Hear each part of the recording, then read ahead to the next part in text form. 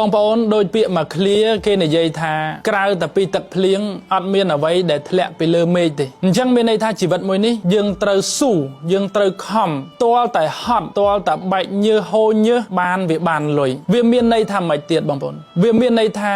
យើងត្រូវតែមានសមត្ថភាពយើងមានការងារយើងមានអាជីពយើងមានមុខរបរទៅជីវិតយើងវាស្រួលទៅជីវិតយើងវាល្អប្រសើរទៅជីវិតយើងវាមិនលំបាកតែបើយើងនិយាយឲ្យស៊ីជម្រៅជាងហ្នឹងបន្តិចទៀតជីវិតវានៅតែលំបាកអញ្ចឹងប៉ុន្តែបើសិនជាយើងហ៊ានទទួលយកការលំបាកនៅក្នុងជីវិតយើងនឹងមិនលំបាកដូចជាអ្នកចង់សំណុកចង់ស្រួលទេមិនបានខ្ញុំនិយាយអញ្ចឹងខ្ញុំចង់សម្ដៅកន្លែងនេះគឺថានៅពេលដែលបងប្អូនចង់សំណុកចង់ស្រួលយើងអត់សូវចង់ធ្វើការទេហើយបើរៀនក៏យើងមិនសូវចង់រៀនធ្វើការក៏មិនសូវចង់រកស៊ីក៏មិនសូវចង់ដែរយើងចង់មានពេលវេលាសម្រាប់ឲ្យបានច្រើនតែបងប្អូនត្រូវចាំបន្តិចនៅពេលដែលយើងចង់បានពេលវេលាសម្រាប់ច្រើនមានន័យថាម៉េចមានន័យថាចំណេះដឹងក៏យើងមិនសូវមានជំនាញក៏យើងមិនសូវមានអាជីពក៏យើងមិនមានរបររកស៊ីក៏យើងអាចនឹងមិនមានដែរអញ្ចឹងមានន័យថាម៉េចទៀតមានន័យថាយើងអាចនឹងមិនសូវជាមានប្រាក់ចំណូលទេខ្ញុំស្គាល់គ្នាយើងនេះក៏ដោយសារតែតាមរយៈបណ្ដាញសង្គមនិងគេឈ្មោះដែលគ្នាយើងបានរក្សាក៏ដូចជាបានបង្កើតឡើងនៅពេលកន្លងមកដែរបើសិនជាត្រូវការទូរស័ព្ទត្រូវការកុំព្យូទ័រមាននិយាយទៅបរិក្ខារអេឡិចត្រូនិកច្រើន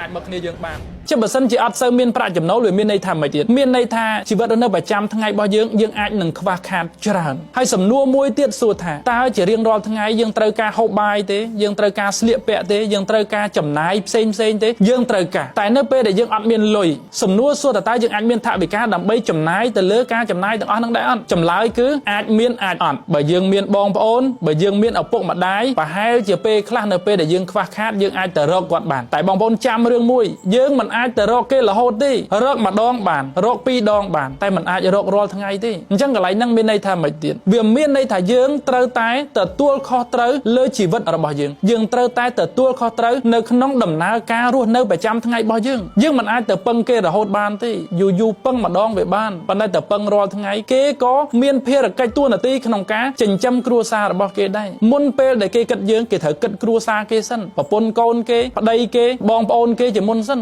វាមិនទាន់ដល់វេនយើងទេអញ្ចឹងកន្លែងនេះខ្ញុំចង់ត្រឡប់មកវិញឲ្យបងប្អូនយល់រឿងមួយថានៅក្នុងដំណើរជីវិតមួយនេះក្រៅតែពីទឹកភ្លៀងវាអត់មានអីធ្លាក់មកពីលើមេឃទេវាត្រូវការដែលយើងខិតខំប្រឹងប្រែងទាំងរៀនផងទាំងរកស៊ីផងទាំងធ្វើការ